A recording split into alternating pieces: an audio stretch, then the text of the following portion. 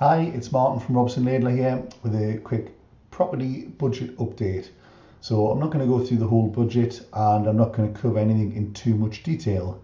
And ironically, some of what I say won't even have been from the budget, but it's things that are coming soon, just worth mentioning. So obviously you'd have to live under a rock to not realise that it was the first budget of the new Conservative government yesterday. Rishi Sunak parachuted in a couple of weeks before budget date as Chancellor and delivered his first budget yesterday. Now, most people in the property game would be mistaken for thinking they would never have anything to worry about with a Conservative government. But of course, it was the Conservative government in 2015 under George Osborne that brought in the interest rate restriction, which is now pretty much fully into effect. So it has cost landlords quite a lot of money, more than they thought it would originally. What that's done is it's made a lot of people move around, go into other areas, look at different ways of buying properties, in particular through companies. Companies, of course, aren't affected by the changes. Some people think it's a matter of time before that happens, others are less worried.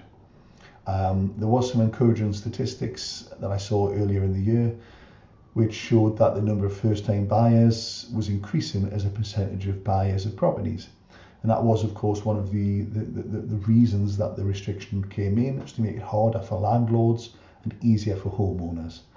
So it could be that actually it's worked and they don't need to make it any harder for landlords to buy property. Off budget but related, of course, we also saw Mark Carney yesterday reduce interest rates from 0.75 to 0.25. We don't know how long this is going to last, but I think it's reasonable to assume that will be at fairly low rates for quite a long time now. In fact, the Chancellor has built a budget based on that assumption. And what I mean by that is the assumption is that they can borrow quite a lot of money quite cheaply and not have to worry about it. They're assuming rates are going to stay low for quite a while. And that seems to be the common thought now across most people. Something else that's been trailed quite a while ago now, but is coming in soon from 5th of April. There are changes to the principal private residence relief. It's only going to be your last 9 months now after you leave a property, and letting relief is all but gone. Now, those two reliefs together meant that quite often you could have very generous reliefs put against properties that you used to live in and then let out, even if you only lived in them for quite a short time. Those reliefs are, well, very seriously curbed from 5th of April onwards. Another thing to bear in mind is on sales of residential property. Even if you're now a UK resident, you will have to disclose and pay any capital gains tax due within 30 days of completion. So that's something that came in a few years back now for non-resident landlords. The key change here is it's for everybody. And this leads to some interesting things to think about.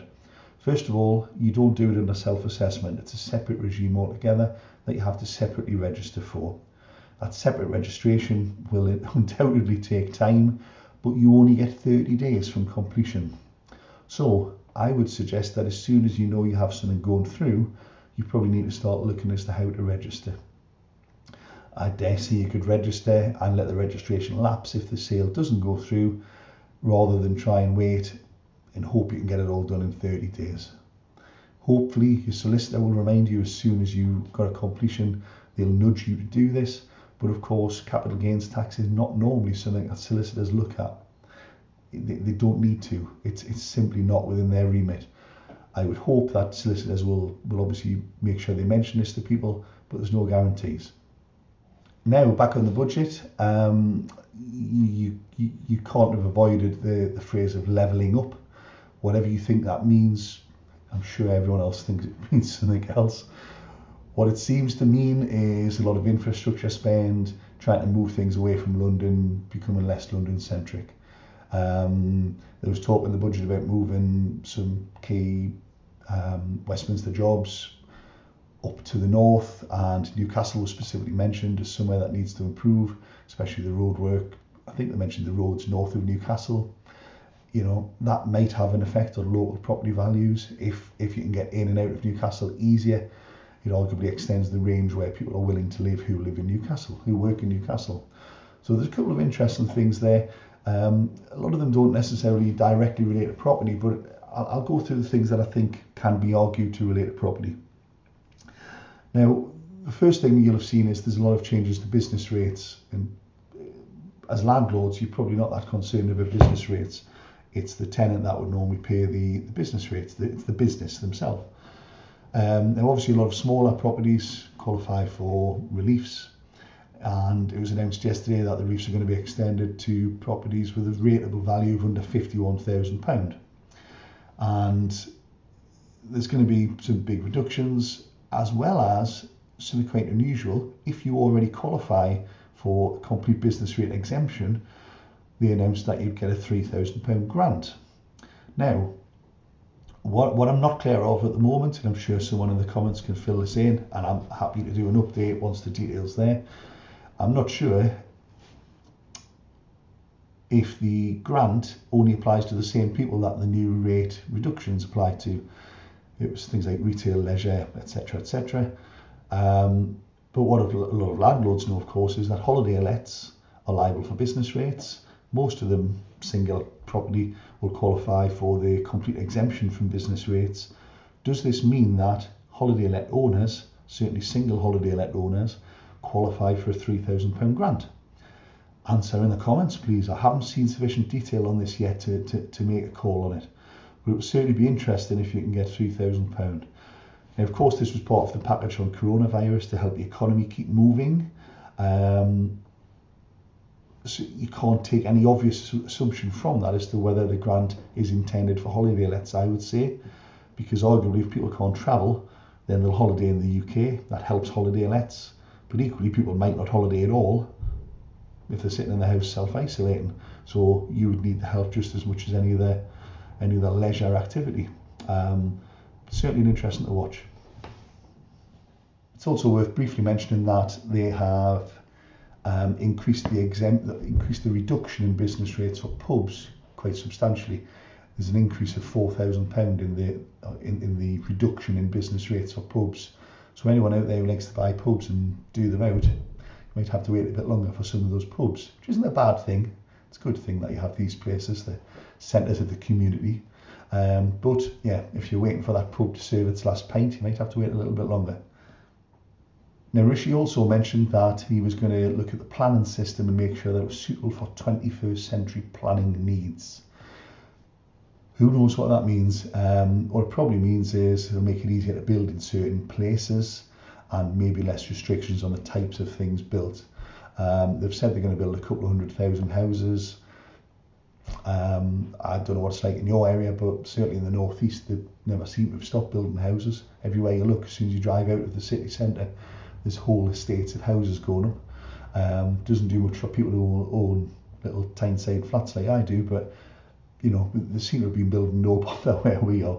But it's something to watch out for if you're trying to, you know, maybe move from being a straight landlord investor into development. It might be something that helps make it a little bit easier for you.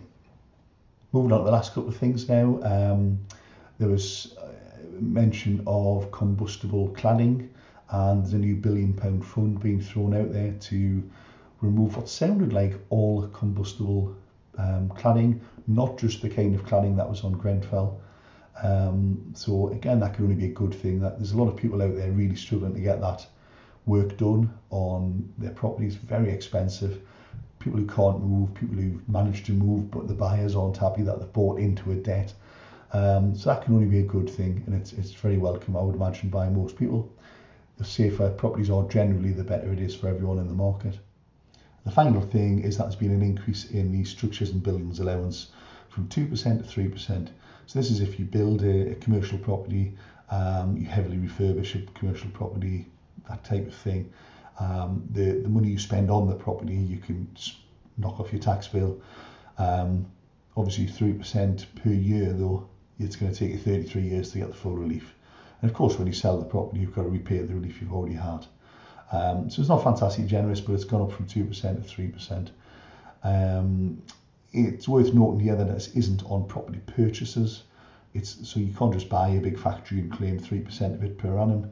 There are other reliefs, of course. If you buy a property, you can often split out the fixtures and fittings and the integral features. If that's something you're interested in, definitely have a chat with us and we'll see if we can help you with that. So that was hopefully a relatively interesting, I can only make it as interesting as the budget, of course, a relatively interesting update on property.